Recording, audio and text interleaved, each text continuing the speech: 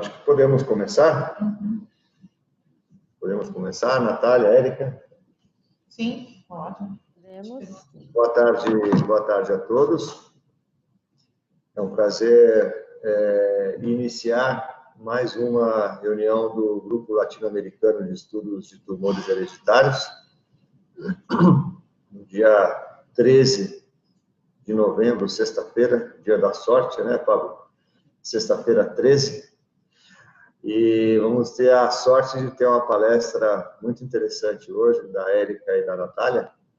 Eu queria agradecer a Natália, agradecer a Érica pela gentileza de preparar essa apresentação de hoje. É um assunto muito interessante, vocês vão ver. Queria agradecer também aos nossos tradutores, a Estela, que está hoje aí, ao Nelson, que sempre nos apoia, a Joan também, que sempre nos apoiou, principalmente depois dessa pandemia, com o fornecimento da nossa plataforma Zoom, que sem ela a gente não seria capaz de manter as nossas reuniões em atividade. E agradecer a todos que estão nos assistindo aí, tem várias pessoas aí da América Latina, tem a Karen, tem a Patrícia Esperon, lá do Uruguai, a Karen do Chile, e outras enfermeiras que estão nos assistindo também. Hoje é a penúltima reunião do ano, nós vamos ter mais uma reunião no final de novembro, e depois existe uma pausa que o nosso grupo sempre faz aí no final do ano até fevereiro. Então, eu vou passar a palavra para a Érica e para a Natália, para elas fazerem a sua apresentação. Vocês mesmos se apresentem, por favor, tá? E vamos fazer uma apresentação em forma de diálogo, né? Isso, a Nath vai falar. A gente vai fazer uma apresentação informal, como sempre, e na medida que alguém tiver alguma pergunta, ou a gente tiver algum comentário, alguma coisa, a gente vai fazendo durante a apresentação. Lembrando que as apresentações ficam gravadas no nosso website, em espanhol e em português, para posterior visualização de quem estiver interessado. Por favor, Érica. Vamos lá. Boa tarde a todos. Eu vou me apresentar. Deixa eu tirar a máscara, porque não dá para falar com a máscara. Tem que tirar aqui. Senão as pessoas têm mais dificuldade de enxergar. Meu nome é Érica, eu sou enfermeira. Hoje eu estou no Hospital Beneficência Portuguesa e BNP Mirante, como enfermeira de prática avançada em oncogenética. A Natália depois, eu vou pedir para a Natália se apresentar depois, logo depois. Eu sou a atual presidente da Sociedade Brasileira de Enfermagem Genética e Genômica, e também embaixadora da América Latina da Sociedade Internacional de Enfermeiras em Genética, que inclusive estão em congresso agora, eu participei de manhã, estão no congresso anual deles, que foi virtual também. E sou representante do Brasil no projeto que a gente vai mostrar hoje a seguir, tá? Então, a Nath se apresenta e aí a gente começa. Bom, eu sou a Natália, sou enfermeira, também sou membro da diretoria da Sociedade Brasileira de Enfermagem Genética e Genômica, e hoje eu trabalho junto com a Érica, com o Dr. Benedito, na Beneficência Portuguesa, na oncogenética. E a gente está aqui hoje para contar um dos nossos esforços para difundir a genética e a genômica na enfermagem. E agradeço. Obrigada, Nath. A gente vai, então, falar, ainda que o título se refira muito à enfermagem, o que nós vamos falar, na verdade, se aplica a qualquer profissão, né? Porque, na verdade, a gente trouxe porque existe um projeto da enfermagem, mas também existe um projeto da medicina nos Estados Unidos, ele é bem parecido com o que a gente vai mostrar, e a proposta aqui, que a gente vai falar no final, é replicar isso na América Latina, né? Então, por isso que a gente gostaria de que pessoas da América Latina pudessem nos ajudar a entrar em contato com outros enfermeiros, para que não seja um projeto só do Brasil, mas da América Latina como um todo, tá? Então, eu vou compartilhar a tela, e aí a gente vai falando, e vocês podem interromper na medida que pedir, né, fazer perguntas e tal, e interromper. Nossa, mudou tudo o Zoom aqui. Deixa eu só ver uma coisa. vamos abrir aqui. Então, só para um contexto, né? Nos dias 29, 30 e 31 de outubro, nós tivemos o 5º Congresso da Sociedade Brasileira de Enfermagem Genética e Genômica. A gente gostaria de agradecer ao Dr. Benedito, porque cedeu o Zoom para a gente poder fazer o nosso encontro. Nós tivemos 50 inscritos que participaram, né, efetivamente, das diferentes atividades. Agora, né, como eu falei, a gente, hoje, amanhã e domingo, vai estar acontecendo, eu acho que é o 25º, 6º Congresso da Sociedade Internacional de Enfermagem Genética e Genômica, da ISONG, e eu participei de uma mesa falando, né, eles sempre todo ano, a sociedade que tem uma origem americana bastante forte, e eles têm muita curiosidade de saber como, o que acontece, né, nos outros países, como que a genética, a enfermagem,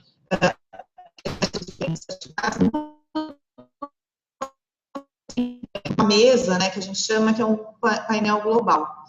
Você pode explicar um pouco sobre a ISONG? Tá. A ISONG é a Sociedade Internacional, né? Então, a gente tem, geralmente em enfermagem, mas em medicina também, nós temos as sociedades nacionais, né, e a sociedade internacional. Essa sociedade internacional foi criada, acho que no final da década de 80, 1986, e ela era uma sociedade americana. Depois elas decidiram tornar a sociedade internacional.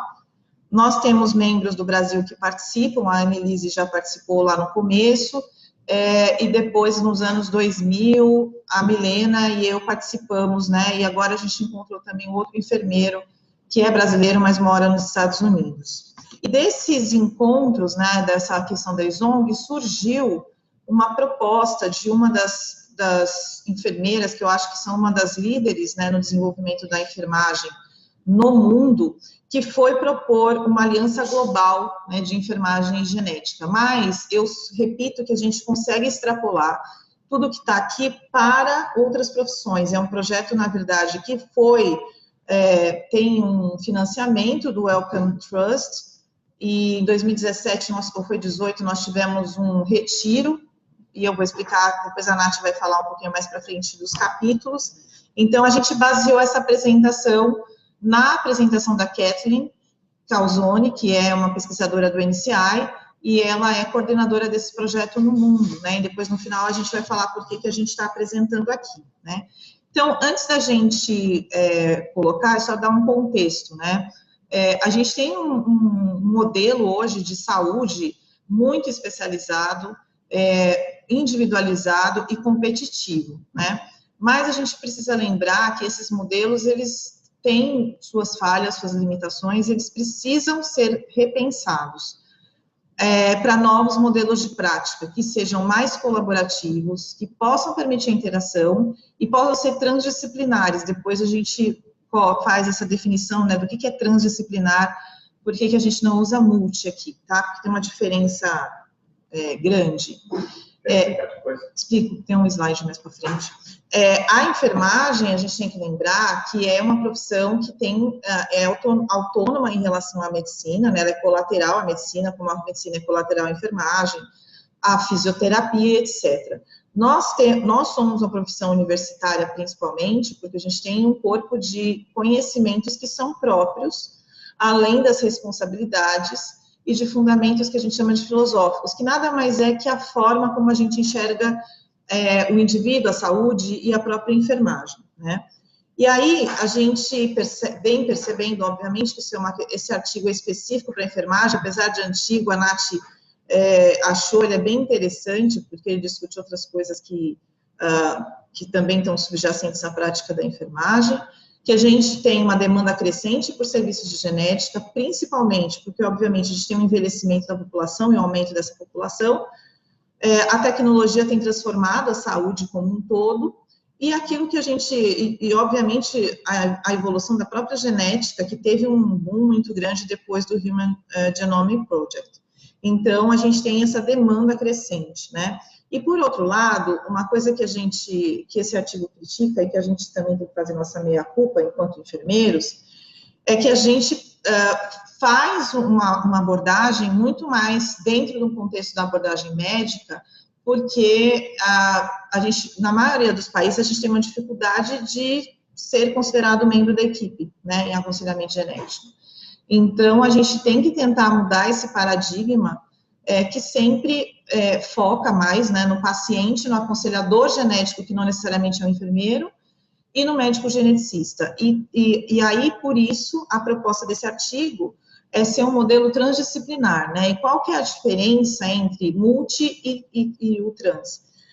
Multidisciplinar é tudo que é em paralelo ou sequencial, ou seja, a enfermagem entra, faz o seu, o médico entra, faz o dele, mas a decisão sobre o cuidado do paciente, ela está em um membro da equipe apenas, não tem uma discussão, nenhuma colaboração. Quando a gente fala de modelo interdisciplinar, ele já é diferente do multi, e ele fala de uma colaboração, mas aqui ainda existe uma colaboração e não uma fusão, né, do conhecimento. Cada um continua tendo seu conhecimento muito específico, né, e aí você constrói um consenso a partir da visão de todas as pessoas. O que se fala é que o ideal, e a gente precisa repensar isso, isso é muito discutido também no Sistema Único de Saúde, que tem algumas estratégias, o Programa de Saúde da Família tem esse foco, de ser um modelo transdisciplinar, que é uma perspectiva filosófica, quando cada um vai trazer o seu conhecimento, mas vai agregar. Então, eu tenho uma visão em relação ao paciente, o médico tem uma visão, e a gente vai chegar numa tomada de decisão em conjunto. E aí, desse ponto de vista, cada um vai trazer o seu conhecimento específico, mas vai construir o seu caminho, e a tomada de decisão, ela não é de um único indivíduo, mas também é na perspectiva da decisão do próprio paciente. Então, esse artigo coloca esses desafios, a gente colocou isso como contexto, para que a gente possa repensar um pouco na nossa prática de enfermeiros e aquilo que a gente faz. Não, é porque eu não estou vendo aqui.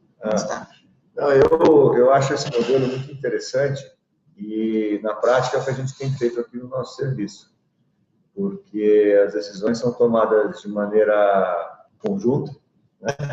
A gente tem levado em conta a decisão não só da parte médica, mas da parte da enfermagem e também do ponto de vista do paciente, né, Érica? Uhum.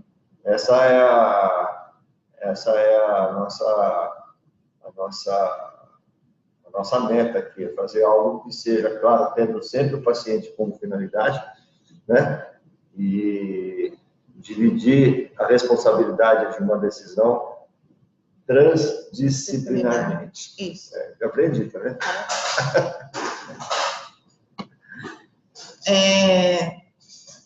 Vou retomar aqui, que eu acho que eu consigo ver, depois se fala aí, Nath, se você está conseguindo ver.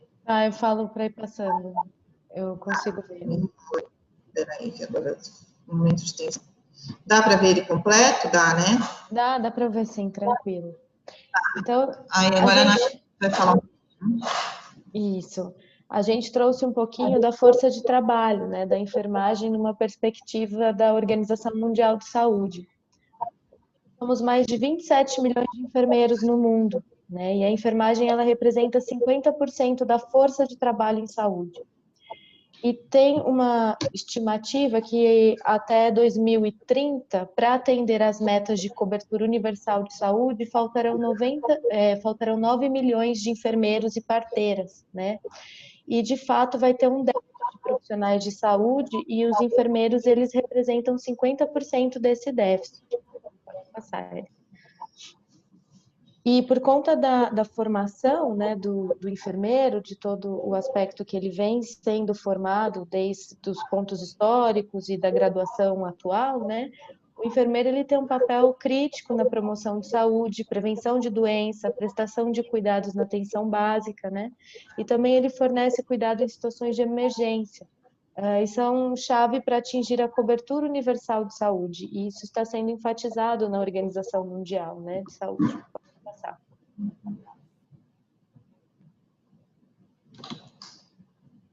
E tem um estudo que foi da Comissão da União Europeia de Emprego em Saúde e Crescimento Econômico, que mostra que quando é feito investimentos em educação e criação de empregos em saúde e setores sociais, há um retorno, né, para a sociedade 3 vezes maior em saúde global e crescimento econômico. Pode passar. E os enfermeiros, eles estão nessa atuação na engrenagem porque eles estão dentro de uma gama muito grande de assistência, né? Seja a parte administrativa, né, de funcionalidades de políticas públicas e também da assistência em si, do ensino, da pesquisa. Então, quando a gente tem as questões econômicas, o avanço tecnológico, ela mexe nessa engrenagem das necessidades de saúde, né? E o enfermeiro, ele está presente nisso.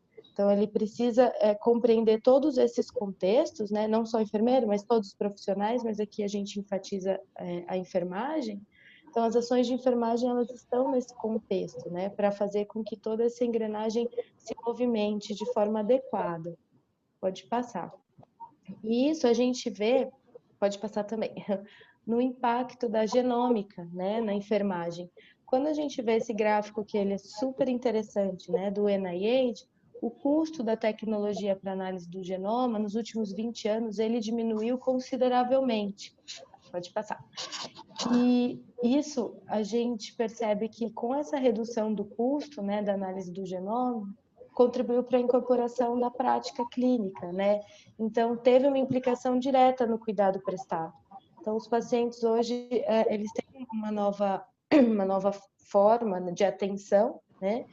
E quando a gente percebe, de fato, que desde sempre a genômica, ela está em todo o contexto de ciclo de vida do indivíduo, desde o rastreamento, né, do neonatal, a implementação, desde até a avaliação de risco. Então, todo o ciclo do indivíduo, a gente tem a genética e a genômica presente. E por isso que ela é tão relevante para todos os enfermeiros, independente da especialidade deles. Pode passar. E com esse contexto, com essa importância que a gente enxerga, né, que é visto no contexto de saúde, a genética e a genômica, então é necessário que a gente tenha uma estratégia global para preparar os enfermeiros, né, para possibilitar o progresso, não somente da profissão em si, né, mas um progresso de um âmbito muito maior, de assistência do setor econômico, né, influenciar questões políticas para que esse avanço aconteça e maximizar todos os recursos que podem ser utilizados para o preparo desses enfermeiros, né. Pode passar. Isso, a gente percebe que a genômica, ela é parte, então, da clínica, mas o que a gente precisa entender e ver se ela é incorporada pelos profissionais. Próximo. Como o enfermeiro gosta muito de teoria, né, tem a teoria de inovação segundo Rogers, que ele fala, né, que é um processo, né, pelo qual toda inovação, né, ela é comunicada ao longo do tempo. E como que é feito essa incorporação de uma novidade, né? Então, se a gente for usar os conceitos de genética, de genômica, o uso na enfermagem disso, né, ele é um processo que precisa ser adquirido. Então, por exemplo, primeiro vem a parte do conhecimento, que é um momento inicial para conhecer, entender um pouquinho mais o que é a genética e a genômica. E aí vem a parte da persuasão, né, que vai saber o que é esse conhecimento, o que é a genética, a genômica em si, quais são os pontos positivos de usá-la, né? E aí as características vão sendo percebidas, porque são as vantagens de ter e incorporar esse conhecimento na prática clínica. Depois vem as questões de decisão, se eu vou querer incorporar esse conhecimento ou não.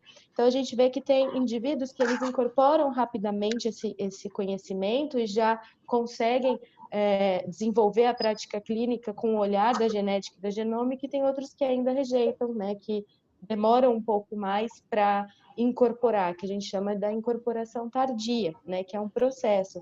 Mas ao longo do tempo tem uma confirmação, né, essa confirmação que é um benefício bem difundido já do uso da genética e da genômica. Então, os indivíduos, eles entendem, internalizam isso e realizam todo o processo da utilização do conhecimento. Pode passar? Esse slide, Natália, ele é muito interessante, né? Sim. Porque, na verdade, isso vale para qualquer área do conhecimento, né? Isso. Isso é um organograma muito interessante e que se aplica, né, para a inovação, como você está falando para a gente. E a genômica hoje, apesar de não ser uma inovação para muitos profissionais que já trabalham com ela, né, em algumas áreas, para outras áreas ainda é uma área completamente desconhecida, né? Ainda está naquela fase 1 ali do conhecimento. Isso. Então, eu acho que a gente, como formador de opinião, a gente tem que trabalhar para difundir, né, o conhecimento e mostrar a importância com a persuasão, até que as pessoas percebam a importância disso de maneira natural, né? Porque o tempo vai dizer que aquilo não tem retorno mais, é uma maneira de você introduzir algo inovador, mas que no final do quarto passo ali você vai ver que não tem dúvida disso, porque a confirmação vai vir naturalmente. Eu acho que esse slide é muito interessante. Sim, ainda tem E é de alguns 2003, estudos... né? 2003 a É uma teoria, é uma teoria antiga. Na verdade, não é uma teoria tão antiga, mas é uma teoria que foi bem estudada. Inclusive a Cat, que é uma das pesquisadoras desse projeto, ela usa isso como base para poder planejar as ações. E a gente tem que considerar, né, que eu acho que a Nath colocou muito bem, tem gente que vai incorporar de primeira, mas apesar de todo o conhecimento, tem algumas pessoas que vão resistir, porque elas também... E aí não são características da inovação em si, né, Nath, mas características da pessoa, né, e do que ela faz, né? Isso, tanto é que tem, entre aqui, os quadrinhos, é que agora eu não estou vendo o slide, mas entre os quadrinhos da decisão e da confirmação tem novas leituras da teoria dele, né, que é a implementação, que é mostrar que faz parte da vida, né, que precisa incorporar mesmo, e é de uma forma natural. E esses indivíduos que têm dificuldade, né, que eles falam que é tardio, né, a incorporação desse aprendizado, com o tempo eles acabam entendendo. É só a gente perceber hoje o uso da tecnologia mesmo, né? Do que a gente utiliza, né? De tecnologia. O como foi tão rápido, mas ao mesmo tempo teve pessoas que foram resistentes ao uso do computador, por exemplo, e hoje ninguém está sem, né? Então, é usado até em marketing essa teoria. Tem o próximo slide, Érica? Eu acho que parou aqui de compartilhar. Não, parou. Como eu diria a inovação parou, peraí. Você quer que eu compartilhe aqui? Eu acho que eu tenho. Compartilha do seu, se você conseguir, porque o Aí meu aqui depois tá... Aí depois eu Não, paro. acho que pode compartilhar direto. Pode ir direto do seu. Acho que o meu aqui eu não sei o que aconteceu. Não tem problema, gente. Vocês estão vendo? Então, estamos sim, Nath. Tá, perfeito. A gente está vendo, mas ali eu acho que desconectou ali. Então, com o uso dessa teoria, a gente tem um estudo que foi feito para identificar as características dos enfermeiros que utilizam a genética na prática, né? Então, quando a gente vê essa curva, a gente tem aqueles que são os inovadores, que eles integram rápido, né, a ideia nova. Então, tem os que são precoces, né? Então, tem aqueles que são mais precoces, mas não tanto, que eles, ao longo do tempo, vão adquirindo essas informações novas, e tem os mais tardios, né? Que eles chamam de non-adopters, que vão sendo as questões mais tardias para incorporar. E, curiosamente, né, é até interessante que a gente viu que a minoria, né, 27%, eles já incorporaram a genética e a genômica na prática clínica de forma rápida, né? E 72% demoram mais, tinham essa característica de ser mais da incorporação tardia. Só que o que é importante enfatizar é que a gente tem que focar nesses que são incorporadores rápidos, para que eles nos auxiliem com os que são não incorporadores, né? Porque esses que vão incorporar rápido a prática da genética e da genômica, né? Ele tem mais abertura para aprendizado, ele compreende melhor a relevância e vai influenciar aqueles que não adotam. Então, tudo é um processo que demanda tempo, mas pode ser de forma natural, né?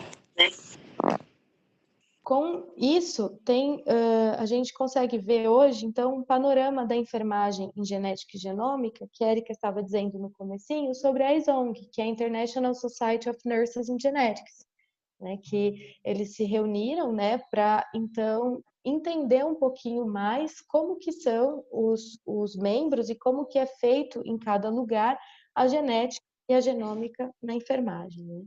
Então, 350 membros da ISONG, eles foram convidados, né, a responder um questionário e 231 responderam. E 86% eles incorporam a genômica na assistência. Temos também 87% na pesquisa e no ensino, 91% é o maior número, né? São números relativamente altos, né? E quando a gente vê naqueles que consideram, né, ter competências complexas em genética e genômica, 51% dizem que sim, né? E quase 97% dos membros, né, eles afirmam que a genômica será relevante nos próximos 5 anos, né? Esse estudo foi feito alguns anos atrás, mas é interessante ver que 3% ainda não enxergavam toda essa perspectiva, né? Que talvez sejam esses que têm a questão de adotar as novas informações de forma mais tardia, né? Então é interessante pensar nisso. E com isso, foi feito, então, um retiro, né, um encontro, né, de 29 participantes selecionados por conta do seu conhecimento, da experiência em liderança em genômica, cuidado e enfermagem, que foi o Global Genomics Nursing Alliance, que a gente chama do G2NA. Então, aqui na flechinha vermelha a gente tem a Érica, que nos representa, né, muito bem, representa o Brasil lá na G2NA. E isso trouxe uma conversa muito importante, foram vários capítulos, né, que eles começaram a entender como que funciona a enfermagem genômica, né, de uma forma global. Então, dos participantes, tinham 19 países lá reunidos, né, 7 organizações, né, 4 eram internacionais, que não eram, né, norte-americanas ou inglesas. A Erika vai me corrigindo que ela estava lá presente. É isso mesmo. Dos nove países, né, eles relataram ter serviços de genética que estão disponíveis no sistema público, e é interessante ver que como o cinza, né, o cinza quer dizer que está amplamente disponível, né, então o maior número sempre é na triagem dos recém-nascidos, né, do neonatal. Então isso até aqui no Brasil, de alguma forma, fala-se mais sobre isso, né? E quando a gente vê nas questões de centros mais especializados, então a gente tem em relação aos prognósticos de doenças baseados nas tecnologias genômicas, né? Então a gente tem centros especializados que atuam sobre isso. Só que quando a gente olha também a atuação dos enfermeiros, né, como que se dá nesses centros, né, o azul são aqueles que são especialistas, né, em genética, enfermeiros especialistas. Então, a gente vê que a atuação dele é muito ampla, né, na obtenção de história familiar, na coleta desses dados, né, na avaliação de risco e na questões de teste genético, nas questões também relacionadas à terapia-alvo. Então, isso é importante que a gente vê que tem um amplo aspecto, né, do especialista em genética atuando em vários centros, né, e tem locais que a atuação e suas funções são muito mais enfáticas, né, são muito mais fortes do que em outros lugares. Quando a gente vê aqui nessa questão do screening, né, dos recém-nascidos, a gente vê que tem um número maior de qualquer enfermeiro faz, né? E por isso que é importante, então, o conhecimento da genética e da genômica em todas as classes da enfermagem, né? Independente da especialidade, que eu quero dizer.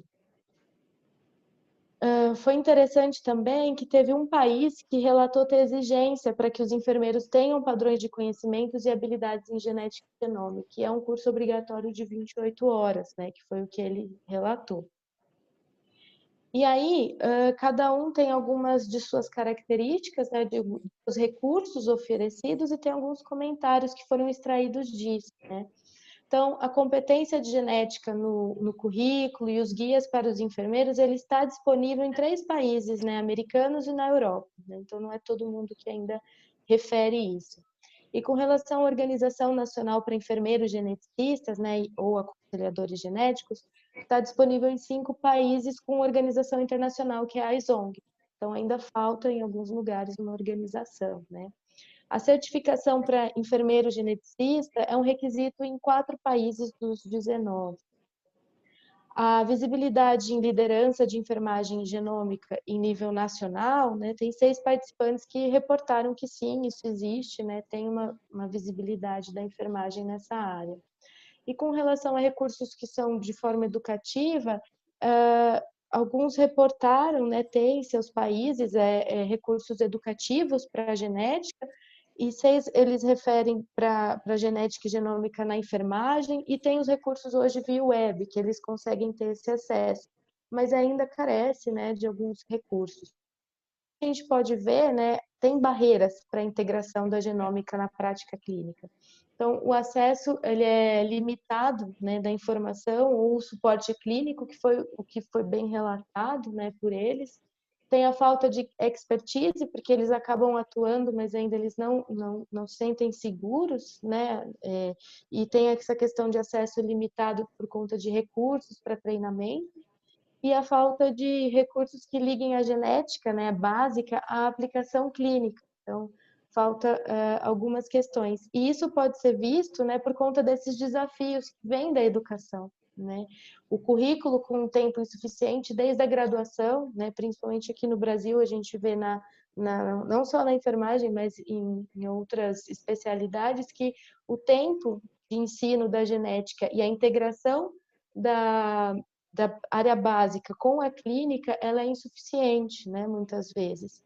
E temos um número de educadores insuficientes, especializados para fazer essa articulação, né?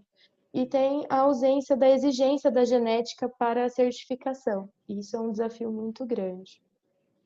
E as áreas que são prioritárias para as ações, né, para a gente começar a difundir cada vez mais a genômica, né, é aumentar a conscientização, não só dos próprios profissionais, mas também de gestores, dos educadores, né? E aí vem a parte da educação que tem que ser enfatizada como forma de ação, e melhorar todos os recursos em genética e genômica para que eles sejam difundidos nessas áreas e que tenha essa articulação entre a parte básica, né, com a área.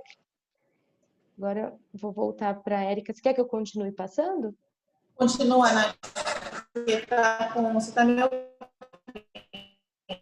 né? Porque está por delay, eu acho. Então, Você disse no slide agora há pouco, Natália, não precisa da certificação em genética para poder você ser aprovado para trabalhar na área de genética e genômica em alguns países? Espera aí, que ficou baixinho, doutor Benedito, eu não ouvi. Eu perguntei, você mostrou um slide agora há pouco aí, que falava que não precisa de uma certificação. Esse aí, acho que mais um. Que não precisa de formação em genética e genômica para alguém ser aprovado na área. Aqui, esse aí, olha. Isso, a ausência do enfermeiro. Então, ele pode ser certificado sem a exigência da formação, é isso? Não, ele na verdade, que eles falam da Falzone, na verdade, é assim, quando você é enfermeiro generalista, não tem genética dentro do currículo, isso é uma coisa. Alguns países, o Brasil, a gente não tem isso, né? A partir do momento que a gente sai da faculdade, a gente já tem o nosso porém, a gente não precisa prestar nenhuma prova. Então, a gente está automaticamente disponível para o mercado. Nos Estados Unidos e alguns outros países, acho que Canadá também, existe uma certificação, existe uma prova como tem na UAB. E nessa prova, um dos problemas que eles falam é que você não tem genética nessa prova. Então, se você não tem genética na prova, ninguém vai estudar para poder passar.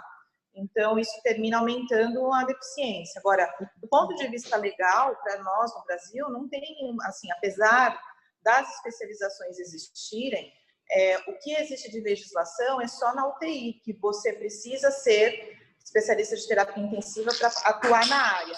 Nas outras áreas, o que existe a gente tem o título de especialista, mas não tem nenhuma obrigatoriedade da instituição em exigir esse título para poder trabalhar.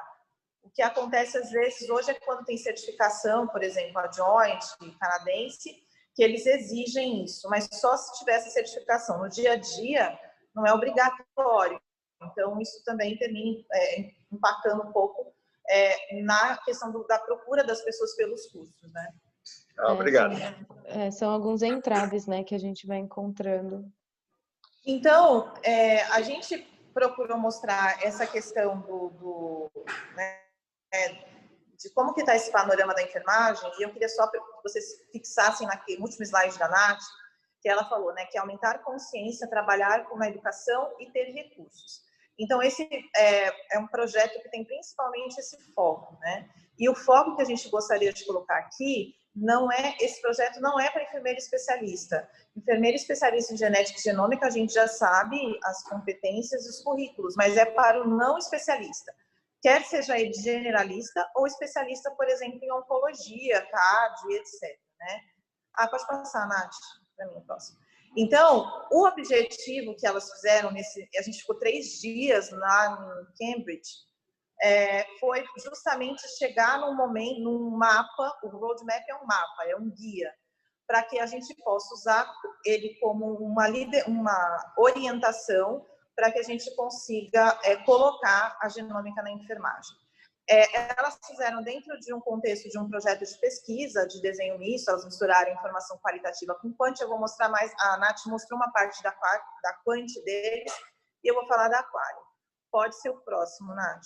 Então, nesses 3 dias, a gente trabalhou num ponto presencial, discutindo várias questões que vocês viram nos slides anteriores, ou seja, qual a disponibilidade que você tem de serviços genéticos, como está a especialidade em cada um desses países, etc.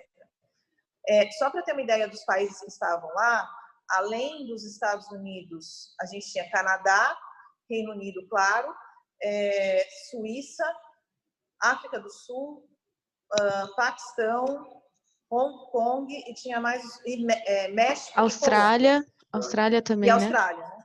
Austrália também. Sim, Austrália, acho que a Nova Zelândia eles não conseguiram chegar. Então, mas depois eles entraram mais tarde, né? Então, eles fizeram eram esses países. E o que estava, por exemplo, quem estava ali, que é a Sociedade Internacional de Enfermagem, que é a ICN, e tinha gente, como o trabalho era no Reino Unido, do próprio Reino Unido, do sistema de saúde deles presente também. Pode passar, Nath. Então, o que é um roadmap? Né? Coisa que a enfermeira gosta de fazer, como a Nath falou, é teoria e plano. O roadmap, na verdade, é para visualizar estrategicamente como que a gente vai fazer um plano que a gente queira desenvolver. Né? Pode passar para o próximo, Nath. Então, eles colocaram esse mapa, né? E a gente, por que a gente trouxe aquela questão da maturidade, né? Da inovação? Porque isso tem muito impacto na forma como a gente vai divulgar a genética e genômica para a nossa prática, né? Então, elas desenvolveram um conjunto, a gente participou, né, como membro do comitê, de um instrumento que vai olhar para o quão madura é a enfermagem genética num determinado país. Eu acho que o ideal é o Reino Unido, que acho que até os Estados Unidos tem uma diferença, que é você ter uma incorporação e reconhecer lideranças dentro da enfermagem pelo sistema de saúde, né? Então, lá você já tem esse estado. E aí eles dividiram. E outros países que nem têm enfermeiros atuando na área, né? Então, você está em um estágio bem diferente, né? E a partir daí, quais são as ações que a gente vai fazer? Pode ir para o próximo, Nath. Então, esse é um mapa, né, que eles construíram, uma coisa complicada, a gente diluiu aqui só para vocês terem um exemplo de como que a gente vai trabalhar. Pode passar o próximo, Nath. Então, uma coisa que a Cat falou muito na apresentação que ela teve para a gente no congresso foi que a gente sempre tem que pensar em 3 coisas: pessoas, contexto e processos. Pessoas, obviamente, qual é o tamanho da nossa força de enfermagem, como que ela está formada, qual que é o nosso papel, né? O que a gente pode fazer num determinado país, o que a gente não pode fazer em outro, né? A questão da infraestrutura, né? Que tipo de testes você tem disponível em relação à tecnologia genômica ou em relação à educação, como que você consegue resolver as questões relacionadas à infra. Então, não adianta, dando um exemplo só, Se você tem um rastreamento, ainda na maioria dos estados aqui do Brasil, ele é mais seguro, rastreamento, a triagem neonatal, ela tem uma restrição de número, agora não lembro quais são, que é diferente do ampliado, não adianta trabalhar com ampliado nesse momento, você vai trabalhar com o foco que você tem agora, ou seja, qual a informação disponível, né? E aí você tem que considerar, né, o que de fato, e por isso que elas perguntaram, né, e onde que a gente usa a genômica? Um espaço que a gente tem, por exemplo, que lá está diferente, que está bem aquém, é a questão da história familiar. O enfermeiro tem condições de coletar a história familiar de forma sistemática, mas não faz, né? Principalmente porque ele não enxerga benefício e outra, talvez não enxergue para onde que o paciente vai caminhar nesse contexto. Pode ir para o próximo, Nath. Então, a gente tem que lembrar, e eles usam essa teoria muito, que assim, não adianta a gente esperar que nós vamos conseguir resolver todos os problemas em um ano. As enfermeiras americanas estão trabalhando a isso quase 20 anos e ainda estão muito longe disso, né? Israel, que foi o único país que tem prova, é minúsculo, né? E praticamente tem a Cívia, que é da Universidade de Israel, e tem mais uma outra enfermeira só. Mas só elas conseguem cobrir toda a formação de enfermeiros lá em Israel, né? Então, também tem uma questão de dimensão também, né? Pode ir para o próximo, Nath. Então, o que a gente vai fazer é lembrar que a gente tem que ter sempre planejamento, preparação, engajamento, execução e pensar se o que a gente está fazendo é o mais correto, né?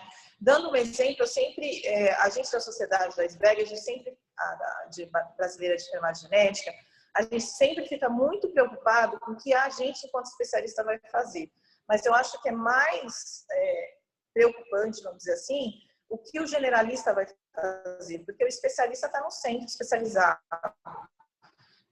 E o generalista está na ponta, né? E muitas vezes na ponta da atenção básica. Então, a gente tem que lembrar muito mais para eles, olhar para eles, do que olhar para a gente, porque a gente já tem aquele cara que é especialista, ele já vai buscar as suas fontes para educação e treinamento. O difícil é a ponta mais generalista dessa situação, né? Pode passar, Nath.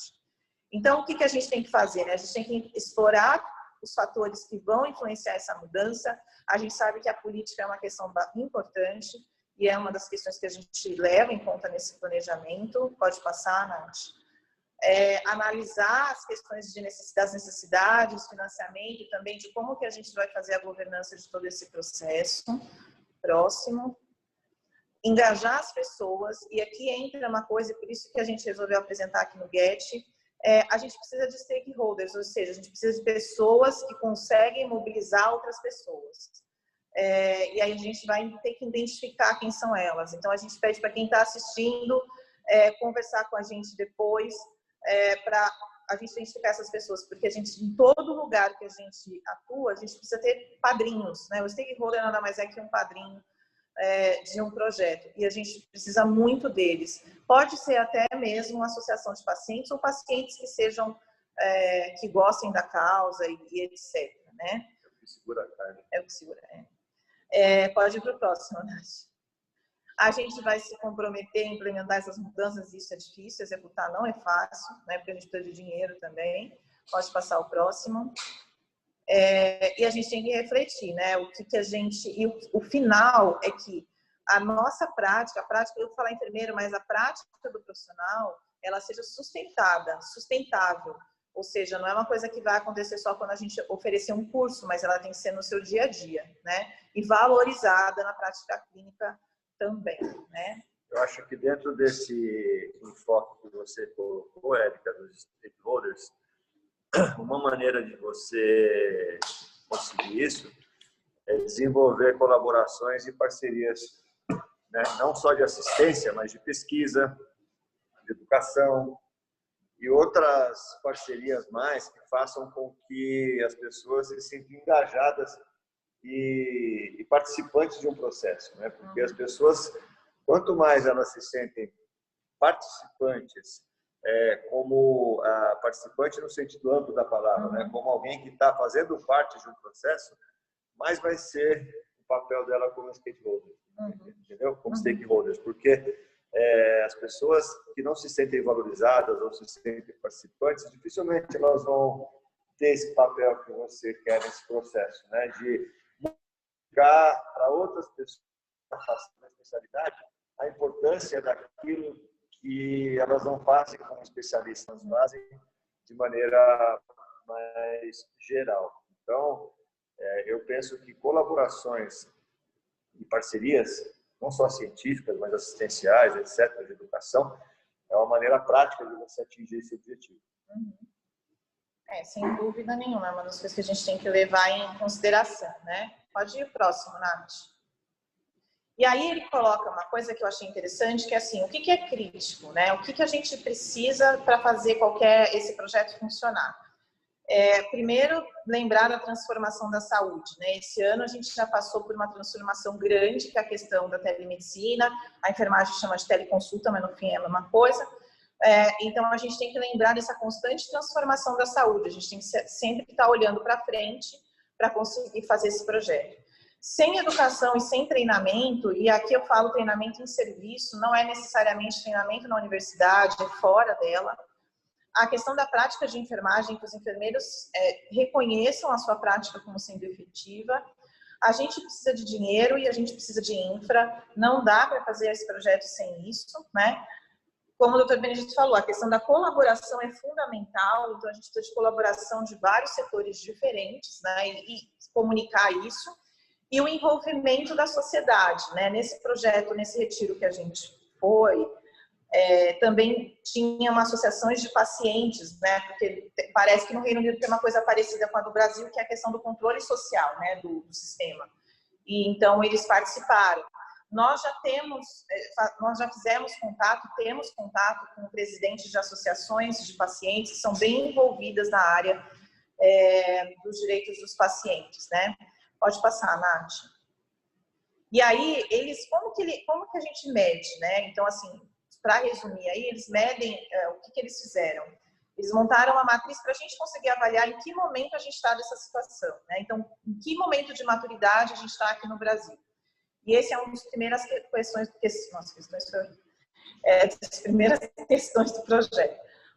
Então, ele coloca alguns pontos, esses são 6 pontos que a gente avalia. Pode passar o próximo, Nath.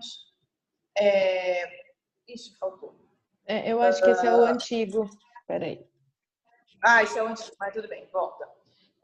A gente avalia, então, geralmente a gente tem... Eu acho que tá aqui, ó. Tá, pode ir, eu vou falando.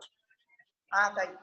A gente avalia e a gente usa um questionário e a pessoa vai marcando, né? O ideal é que, no caso da enfermagem, a gente já tenha tanto enfermagem genética incorporada na graduação, como a enfermagem já com programas de doutorado ou mestrado profissional, que seja, esse é vamos dizer, o ponto. E você tem enfermeiros que conseguem liderar o processo de forma independente, influenciando política também, né? Pode passar o próximo, Nath.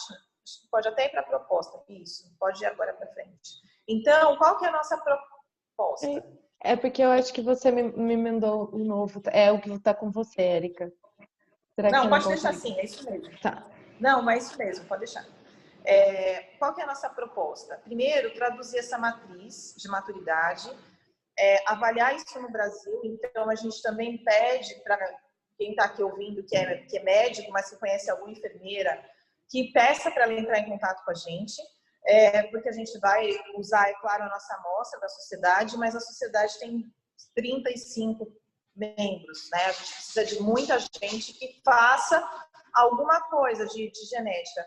Não necessariamente, a gente tem que lembrar, a gente tem muita enfermeira que trabalha com terapia de infusão das doenças raras, a gente tem enfermeiros que trabalham na ACD, então assim, é indireto, as pessoas, a grande questão é que eles não enxergam que a genômica está lá. Um exemplo clássico é a oncologia, né? Então até o enfermeiro que faz quimioterapia, administra quimio, ele trabalha com genética no dia a dia dele e não percebe.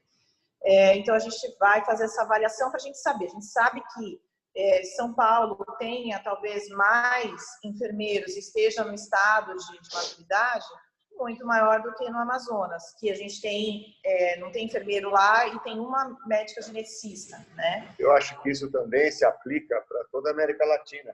Isso. No nosso universo do Brasil, ocorre de maneira muito semelhante na América Latina. Os países têm infraestruturas diferentes, né? Assim como o Brasil tem os estados mais desenvolvidos, como, por exemplo, o estado de São Paulo, Minas Gerais, região sul-sudeste, né?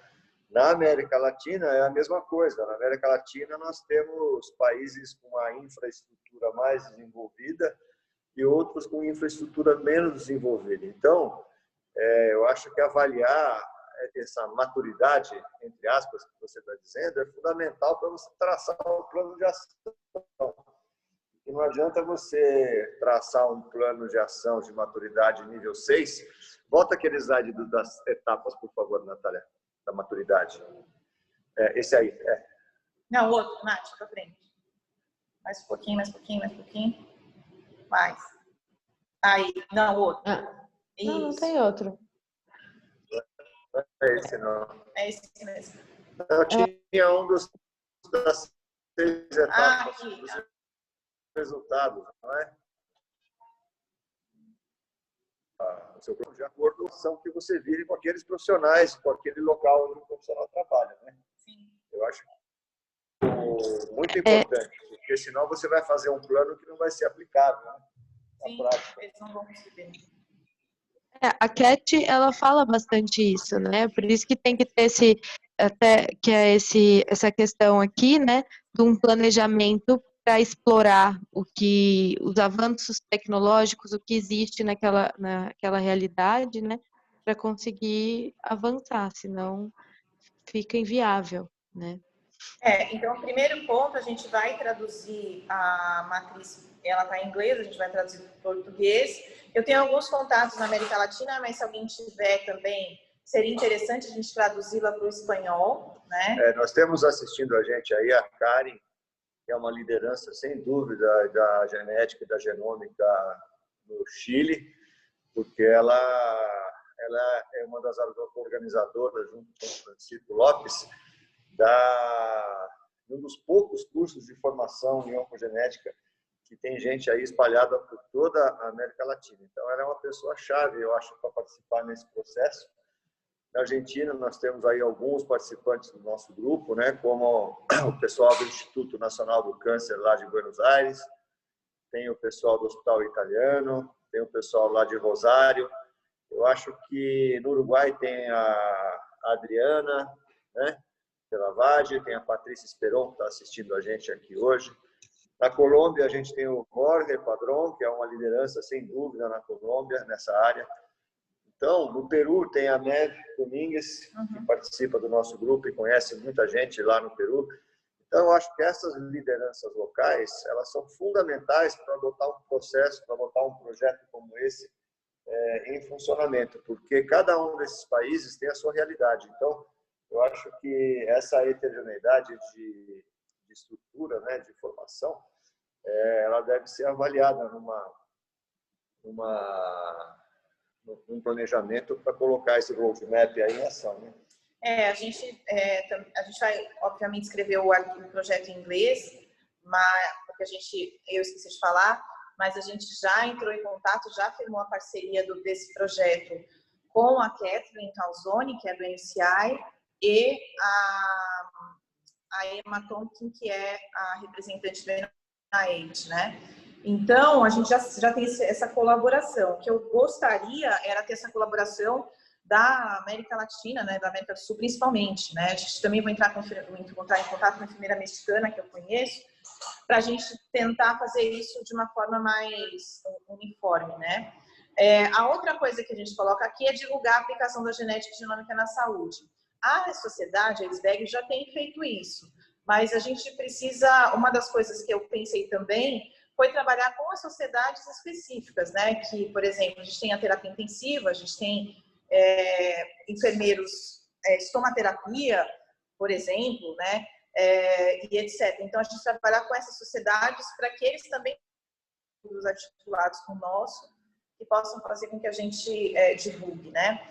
A outra questão, que é um projeto que também como eu falei, a educação é um dos objetivos, é estabelecer recursos aos professores, porque a grande questão, como a Nath falou, é que você não tem especialista em genética e genômica nas universidades para ensinar enfermagem, para os enfermeiros. e também faltam recursos. A gente tem muita coisa para genética genômica, mas está em inglês, e eu discuti com ela se isso é uma barreira significativa para a gente. Então, a gente tem que aproveitar o material, mas ele vai ter que ser traduzido, né, tanto para o inglês como para o espanhol. E eles estabeleceram nos Estados Unidos um toolkit, que é um kit que as pessoas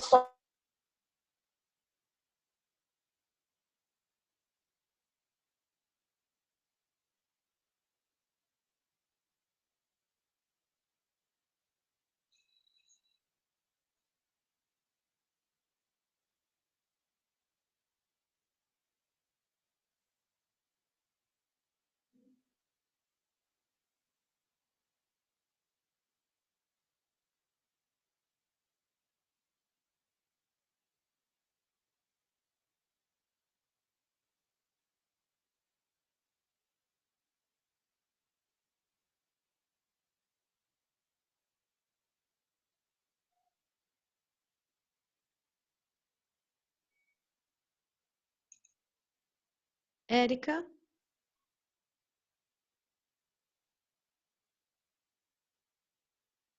Não estou ouvindo.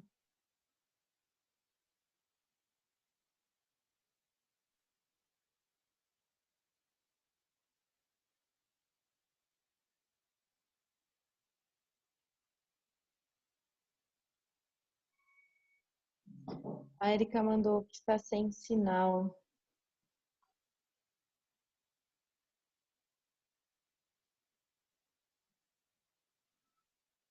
Bem, eles perderam o sinal, a Érica e o Dr. Benedito.